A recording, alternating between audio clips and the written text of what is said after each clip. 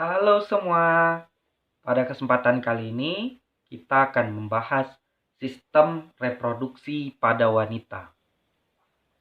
Kita lihat dari gambar organ-organ reproduksi pada wanita. Yang pertama paling bawah ada vagina, kemudian naik ke atas ada cervix, kemudian ada uterus atau rahim. Selanjutnya ada oviduct atau tuba falopi, atau bahasa Indonesianya disebut dengan saluran telur. Selanjutnya ada fimbrae yang berfungsi untuk menangkap ovum yang sudah matang. Kemudian yang terakhir ada ovarium atau indung telur. Sekarang kita lihat organ reproduksi pada wanita beserta fungsinya. Yang pertama ada ovarium atau indung telur.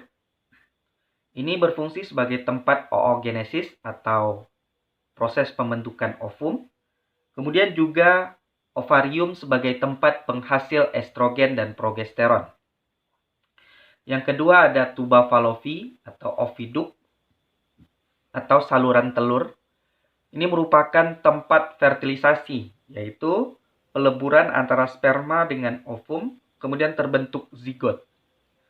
Yang ketiga ada fimbrae atau infundibulum, letaknya di pangkal oviduct atau tuba falopi.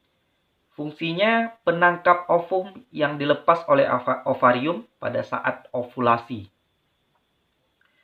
Keempat, ada uterus atau rahim. Fungsinya sebagai tempat implantasi, yaitu tempat berkembangnya zigot dan pertumbuhan janin. Dan di uterus ini terdapat dinding. Dinding bagian luar disebut perimetrium, kemudian dinding bagian dalam disebut endometrium. Yang kelima, ada vagina, berfungsi sebagai organ kopulasi atau organ senggama, dan juga sebagai tempat jalan keluarnya janin.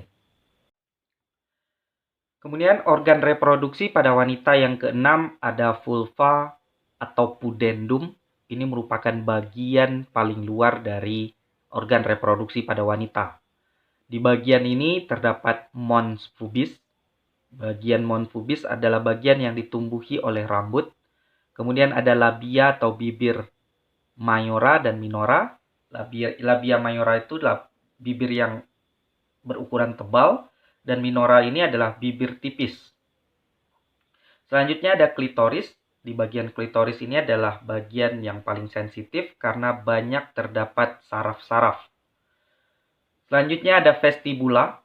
Di vestibula ini terdapat kelenjar Bartholin sebagai penghasil lendir untuk melumasi saat berhubungan senggama.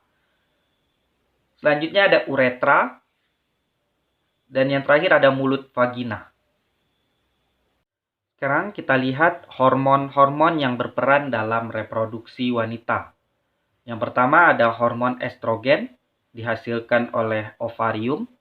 Fungsinya yang pertama memunculkan ciri kelamin sekunder pada wanita. Misalnya pembesaran payudara dan pinggul, kemudian tumbuhnya rambut di beberapa bagian tubuh tertentu. Yang kedua, fungsi dari estrogen yaitu memulai penebalan dinding rahim. Hormon yang kedua dari hormon reproduksi wanita yaitu progesteron, dihasilkan juga oleh ovarium. Fungsinya mempertahankan penebalan dinding rahim atau endometrium dan menghambat kontraksi uterus atau kontraksi rahim. Yang ketiga ada hormon FSH dan LH. Kedua hormon ini dihasilkan oleh hipofisis atau kelenjar pituitari yang ada di bagian otak. FSH atau follicle stimulating hormone berfungsi untuk menstimulasi pertumbuhan atau perkembangan folikel. Yang kedua ada LH luteinizing hormone. Hormon ini berperan pada saat ovulasi atau pelepasan ovum. Hormon reproduksi pada wanita yang keempat ada GnRH atau gonadotropin releasing hormone. Dihasilkan oleh hipotalamus. Fungsinya menstimulasi atau merangsang hipofisis agar mengeluarkan hormon FSH dan LH. Yang kelima ada HCG atau Human Chorionic Gonadotropin, dihasilkan janin pada hari ke-10 kehamilan. Fungsinya untuk mempertahankan kadar estrogen dan progesteron di ovarium. Yang keenam ada laktogen plasenta, dihasilkan oleh bagian plasenta. Fungsinya yang pertama merangsang pertumbuhan kelenjar mamae atau kelenjar susu. Yang kedua memberi energi bagi ibu. Hormon yang ketujuh ada tirotropin chorionik, dihasilkan oleh plasenta. Fungsinya untuk meningkatkan metabolisme ibu hamil. Hormon reproduksi wanita yang kedelapan ada relaksin. Fungsinya untuk relaksasi serviks atau leher rahim saat melahirkan bayi. Yang kesembilan ada hormon prolaktin, berfungsi untuk produksi ASI atau air susu ibu. Yang ke-10 ada oksitosin, fungsinya yang pertama kontraksi otot polos saat melahirkan. Kemudian yang kedua berfungsi merangsang pengeluaran ASI. Yang ke-11 ada CRH atau corticotropin releasing hormone, dihasilkan oleh plasenta. Fungsinya untuk memproduksi estrogen plasenta dan perubahan paru-paru janin untuk menghirup udara. Yang terakhir atau yang ke-12 ada hormon prostaglandin, dihasilkan oleh uterus atau rahim. Fungsinya yaitu robeknya folikel pada saat ovulasi dan kontraksi uterus saat melahirkan bayi. Sekarang kita akan bahas proses oogenesis atau proses terbentuknya ovum. Ini terjadi di bagian ovarium atau indung telur. Pertama-tama, oogonium atau induk dari ovum itu membelah secara mitosis membentuk oosit primer. Oogonium dan oosit primer ini memiliki kromosom 2N atau diploid.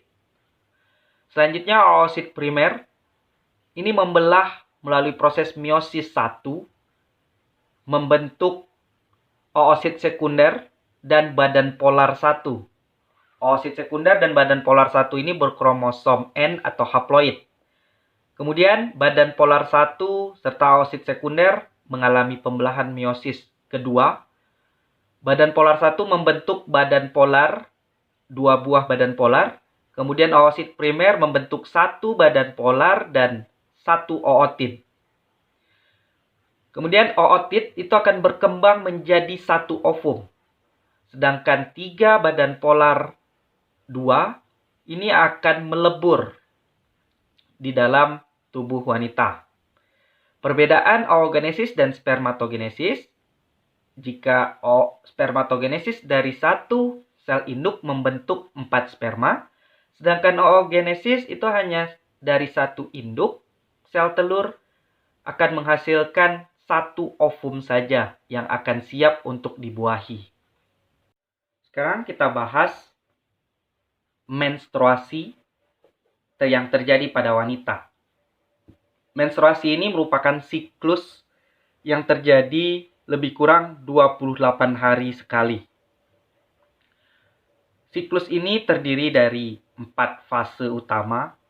Yang pertama ada fase praovulasi atau proliferasi. Pada fase ini terjadi pembentukan folikel. Folikel ini adalah cikal bakal yang akan menjadi ovum. Selanjutnya, di fase praovulasi ini, hormon FSH atau follicle stimulating hormone itu tinggi. Di fase ini juga estrogen mulai dihasilkan. Karena estrogen mulai dihasilkan, maka endometrium atau dinding rahim itu mulai menebal. Fase kedua dari siklus menstruasi adalah ovulasi. Pada fase ini terjadi pelepasan ovum. Dan kadar hormon LH atau luteinizing hormone itu tinggi. Kemudian, hormon progesteron mulai dihasilkan oleh ovarium. Siklus menstruasi yang ketiga ada fase pasca ovulasi. Di fase ini, kadar LH mulai menurun. Kemudian, corpus luteum, ini adalah perubahan folikel yang kemudian berubah menjadi corpus luteum. Ini berubah lagi menjadi corpus albicans. Pada fase ini juga hormon progesteron mulai menurun. Fase keempat dari siklus menstruasi yaitu fase menstruasinya sendiri. Di fase ini, kadar hormon estrogen dan progesteron menurun dan menyebabkan endometrium atau dinding rahim mulai luruh. Kemudian yang keempat, hormon FSH mulai naik lagi untuk menstimulasi perkembangan folikel.